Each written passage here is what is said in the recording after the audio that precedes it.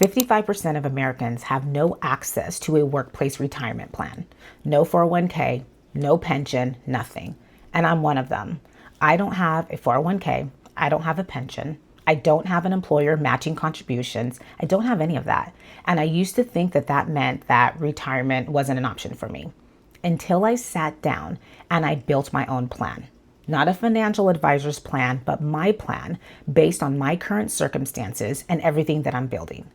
If you are a woman over the age of 40 and you do not have a pension, you do not have an employer matching contributions, this video is a sign that you need to stop waiting for someone to figure it out for you and for you to do it yourself. So let me be real about where I'm starting from because I really think that that matters. I am 45 years old. I don't have a pension. I don't have a 401k or an employer matching contributions. I didn't even start saving seriously until this year. I have 6 to 7 streams of income and none of them come with retirement benefits.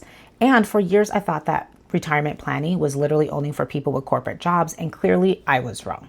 Okay. So when I realized that no one was building a retirement plan for me, I honestly had 2 options. Number 1, to feel sorry for myself, or number 2, to get started and come up with a plan on my own. And it all comes down to these 3 pillars. So pillar number 1 is a high yield savings account. And this is what I call a safety net. All right. This is an account that I opened up towards the end of last year. And honestly, I wish that I would have opened it up 10 years ago. However, I have about $10,000 in this account right now, and it's earning me anywhere between 3 and 4.5% APY by just having my money in there. Now, I want to be clear. This is not a retirement account. This is a, let's say, if life happens account, right? So if my car breaks down, if there's any emergencies, I'm not having to pull from my investments. I now have an emergency fund that I can pull from. So this account protects pretty much everything that I'm building. So pillar number 2 is really the pillar that made me think about money completely different. And this is where the math actually gets really exciting. So pillar number 2 is my Roth IRA, my SEP IRA, as well as my brokerage accounts. Okay, so let me break it down. So I have a Roth IRA and a SEP IRA that I opened up on my own. So the Roth IRA allows you to contribute after tax money tax-free. Now, the SEP IRA is for self-employed entrepreneurs like myself, so that allows me to put money in as well. However, combined between these 2 accounts, from the ages of 45, where I'm at right now, to 49, my maximum annual contribution is $7,500. However, after the age of 50, I can contribute up to $8,000 per year combined accounts. So my plan for both of these accounts is to max them out every single year. And both accounts are invested in index funds. I want to make sure that I say that. And it's the same ones that I talk about all the time. I'll tag the video above, but I did make a few changes to where they are both being invested in ETFs, VOO, currently right now. Okay. So now here's the part that blew my mind. Is when I saw the numbers. So bear with me because this gets really exciting.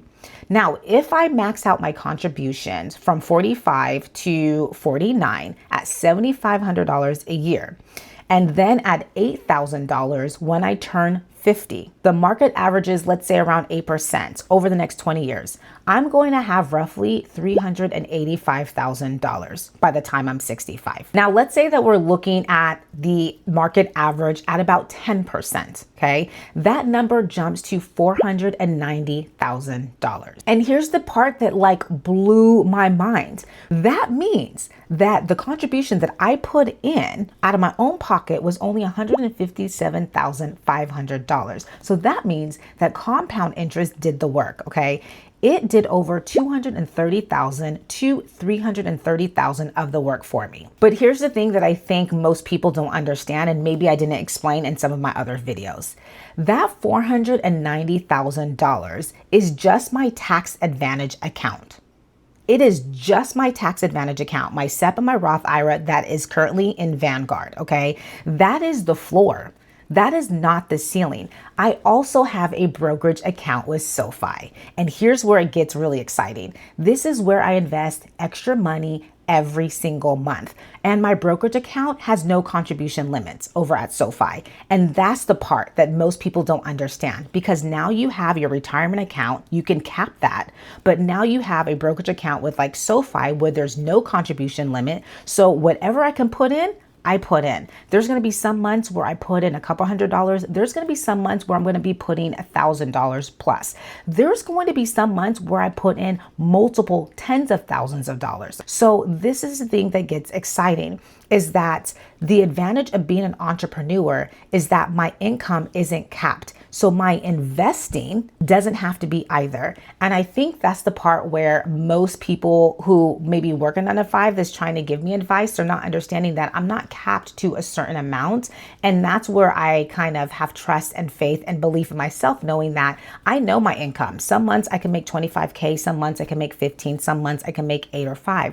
But that's why it's important to have multiple streams of income, because it really helps you 10x the speed in which you're investing. So with that being said, the Roth IRA and SEP IRA are the foundation, but the brokerage accounts is where the real upside lives. So that $385,000 to $490,000, that's before I even count what's in the brokerage account, and it can grow to however much money I put in there.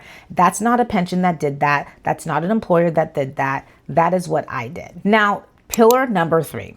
Pillar number 3 is really different because it's not what most financial advisors are going to tell you, because it doesn't match their spreadsheet.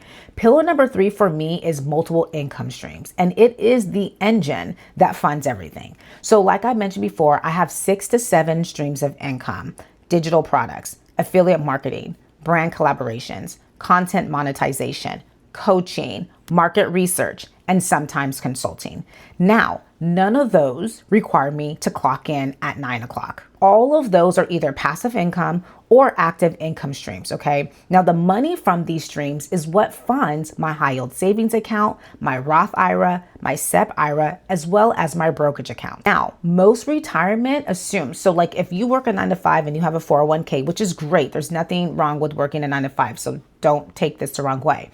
I'm just trying to make a point to say that most financial plans and retirement plans, they assume that you have an employer. And it's different because it assumes that you are getting and receiving one paycheck and you are saving a percentage of that paycheck. And this is why my plan is different. Because I have multiple streams of income and I'm building my income first and then saving next, I can be really aggressive with it. So I'm not just taking a small percentage of my paycheck and putting it in towards my retirement or my brokerage accounts.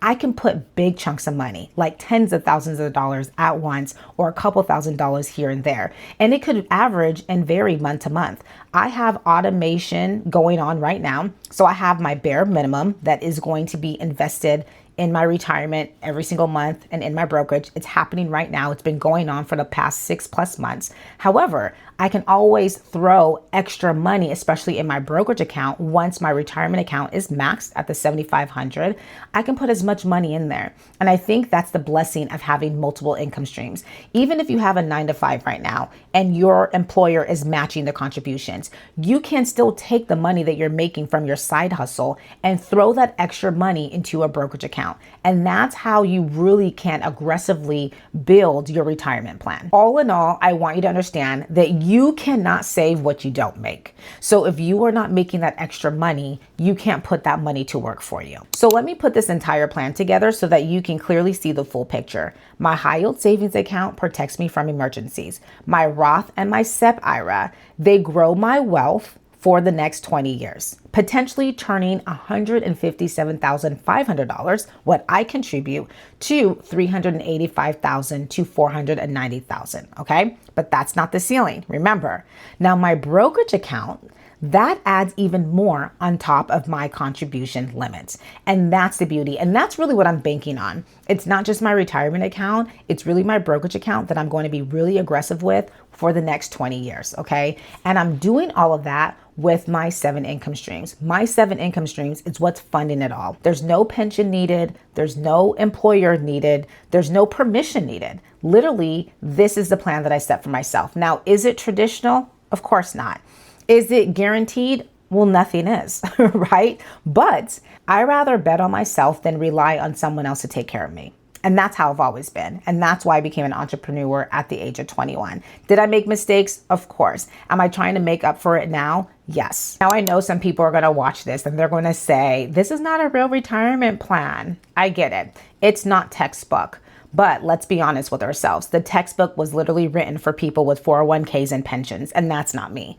And maybe you're watching this video right now and you're realizing that that's not for you either. So here's other options, okay? If you are over the age of 40 and you are a woman and you are in a position where you have no 401k, you don't have a pension, and you're just getting started to save, these are some options. Build multiple streams of income. Make sure you have your emergency fund. Make sure you open up your own Roth IRA. If you are self-employed, look into open up a solo 401k or even a SEP IRA. Make sure that you have your own plan set before you, because I'm telling you right now, waiting for someone to save you is not the way to go. So figure out a way that you can always have money working for you, even if you have a 9-to-5 or multiple streams of income if you are self-employed.